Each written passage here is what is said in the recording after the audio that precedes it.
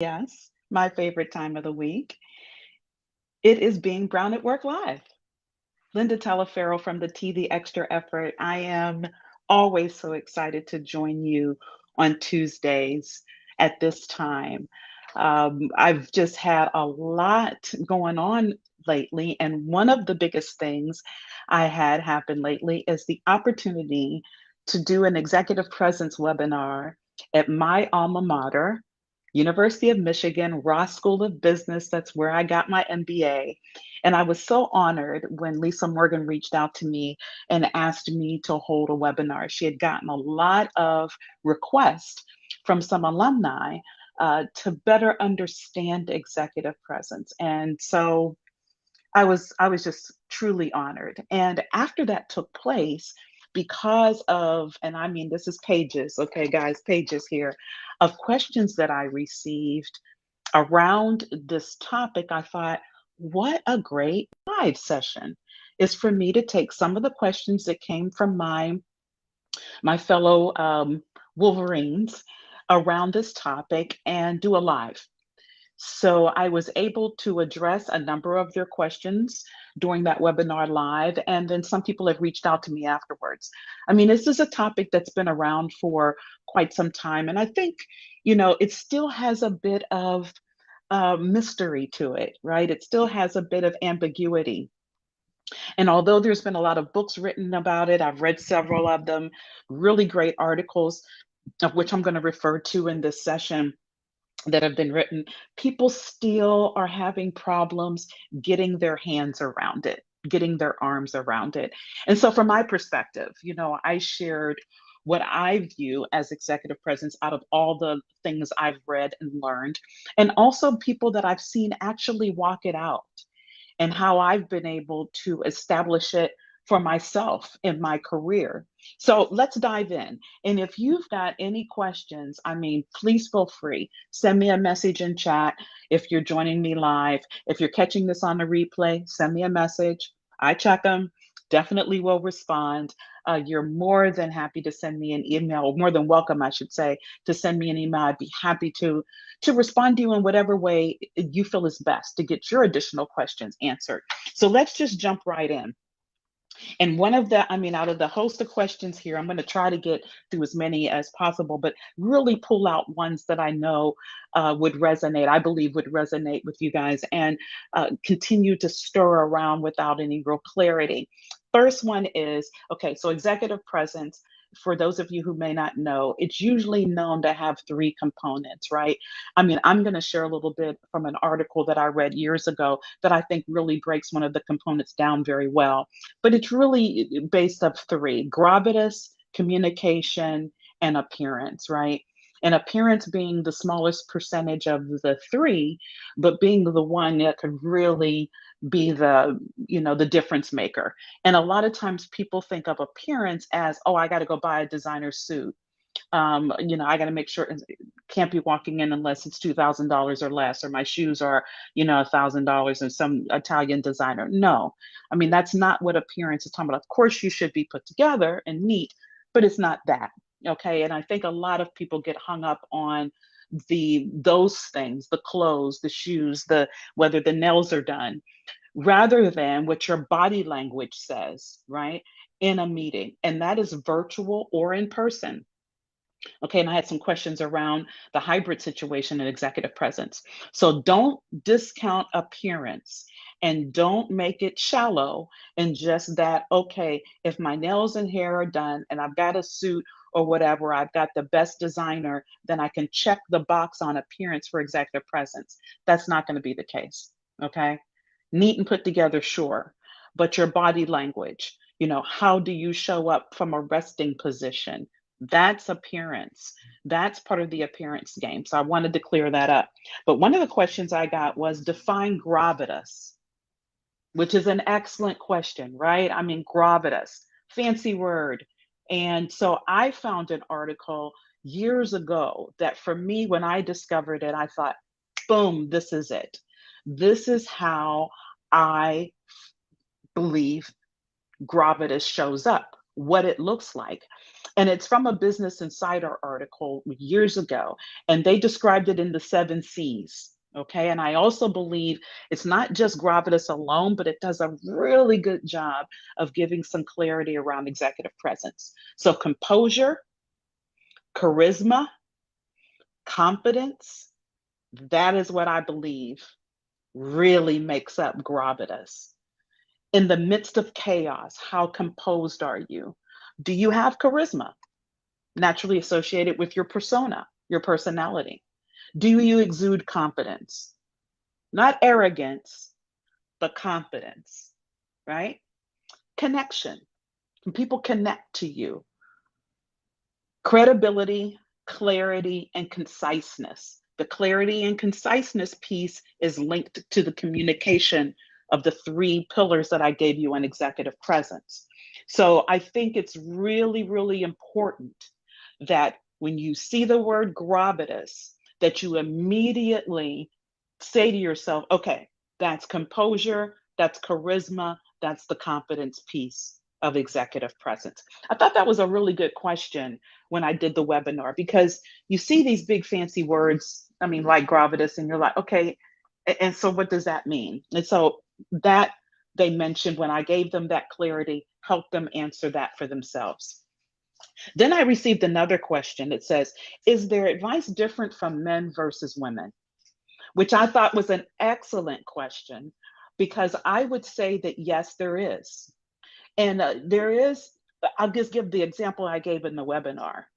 You know, a lot of guys, at least that I have come in contact with, they equate executive presence with this bravado, and that, you know, your tone is loud, and your body language is commanding, and it's, you know, the arms folded, and you're, you know, sitting there in the meeting staunch, or even on your computer you turn your camera on and you're no, I mean, that it's just that all that does is just say either one, you're tight, you're all uptight, or you think that leadership equates to who's the loudest in the room, or who can speak with such authority that they scare everyone. That does not translate to executive presence. So there is a difference for men versus women. There's a distinct difference, I think, and that when I gave those examples for the guys that were on the call and the webinar, really helped them get some clarity. Okay, because that is not that you don't connect with people in that way. You don't, there's no connection that's garnered when you think just because you're the loudest in the room, everybody is going to listen. Everybody is going to pay attention. Somebody even asked the question, look, how do I, you know, build executive presence such that people do hear me, and then, you know, they get on the bandwagon with my ideas, and, you know, they support me. Well, I'm going to mention this in this live, just like I did in the webinar. I truly believe that the foundation to very strong executive presence is emotional intelligence. Emotional intelligence is foundational to your executive presence. And the executive presence, which was another question I received, can it evolve over time? Yes, it does evolve over time. You're not going to walk into a role, any role. And let me also say this, it doesn't come with the title on the business card. So although you may not be a quote unquote executive, meaning director or whatever, but does not mean you cannot exude executive presence. But it starts with making sure you have very strong emotional intelligence. And if you ever are going to get people to, one, pay attention to you when you speak, and then support you and your initiatives, you have got to really strengthen your social awareness, your self-awareness, your relationship management, and also your social management. You've got to strengthen every aspect of emotional intelligence. Because frankly, if you don't do that, let's look back at the 7 C's that I mentioned. If you don't do that, if you're not self-aware, you probably aren't going to be very composed. You may not have much charisma or confidence, right? Because confidence comes from knowing exactly who you are and being very comfortable in your own skin, right? And then if you don't have the relationship management, how are you going to build credibility? And that's where the difference comes in when you say you want people to hear you and support you. It's that credibility piece that needs to exist. One person asked me in the webinar, what's the difference between credibility and executive presence? There is no difference. Credibility is part of having strong executive presence. It's all one and the same. It's one of the aspects of it. So there is no difference. I had another question from a gentleman who was not native of the US and felt that he needed to change his appearance, right? That he needed to, somehow, work on the gray hair, maybe do some other changes to how he looked so he could have more of the executive presence around the appearance piece. Look, I'm going to tell you, I mean, you can look at me, right? African American woman, dark complected, natural hair. This is not defining my executive presence. How I carry myself does. And when he asked me the question in the webinar, I then answered it with a question for him. What's wrong with how he looks? What's wrong with his skin color? What's wrong with his gray hair? Why does he think that that is the opposite of what represents executive presence? And that maybe he needed to address that first, right? And really become extremely self aware. And then understand that the fact that he was questioning that might affect his confidence level, which is really that foundation, as I just mentioned, to get to executive presence. See, so there were just so many fabulous questions that, helped me realize that one, I was glad I had that wonderful opportunity to do the webinar, but then two, that this subject still isn't clearly understood. And I think, unfortunately, because of all the stereotypes that have been out there, the microaggressions, the macroaggressions, the biases that exist, there's been false definitions around it, right? False definitions such that if you don't fit a certain demographic, there's no way for you to exude executive presence, which is a total lie.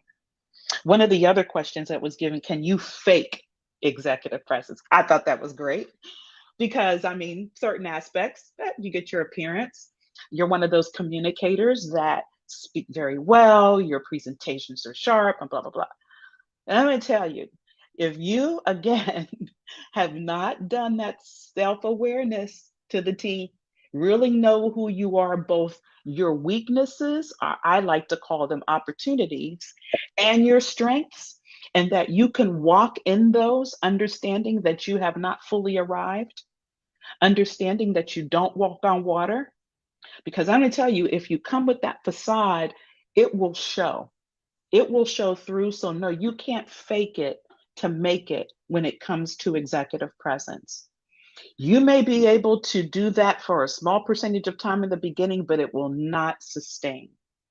People will see through it. People will then question your credibility, how trustworthy you are, and how whether or not that they believe and then want to follow you or support you. And credibility is extremely important in executive presence. So no, you cannot fake it at all.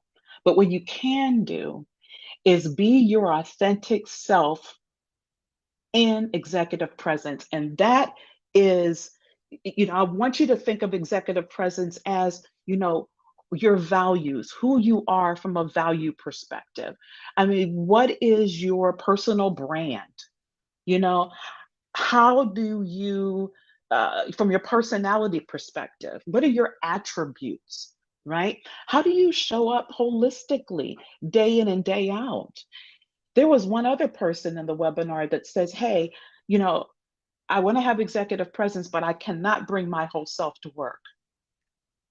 Then I'm not sure how you truly walk in your executive presence.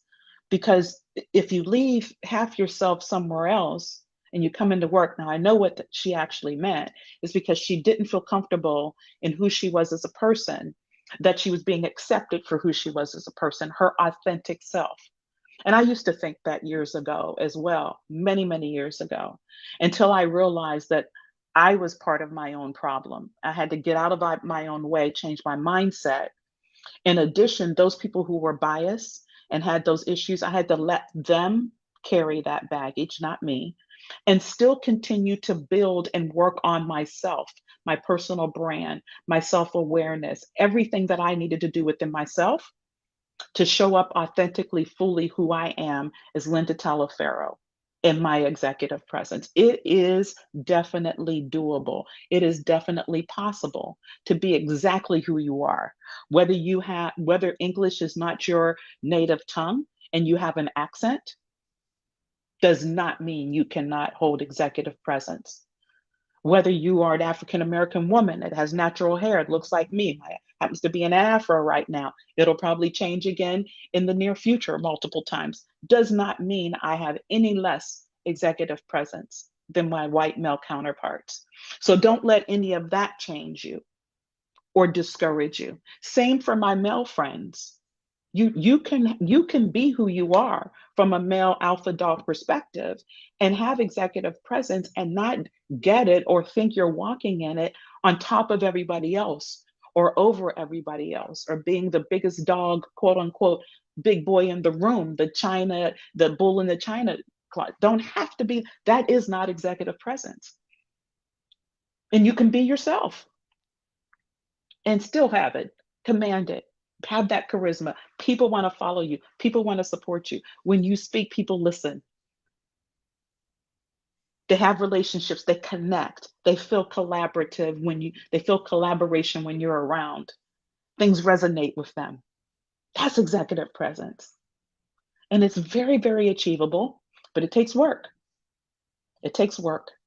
And it's something that you have to build and be intentional about over time.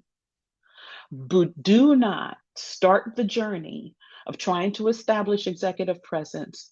I'm going to say it again, before you have built and strengthened your foundation, which is emotional intelligence.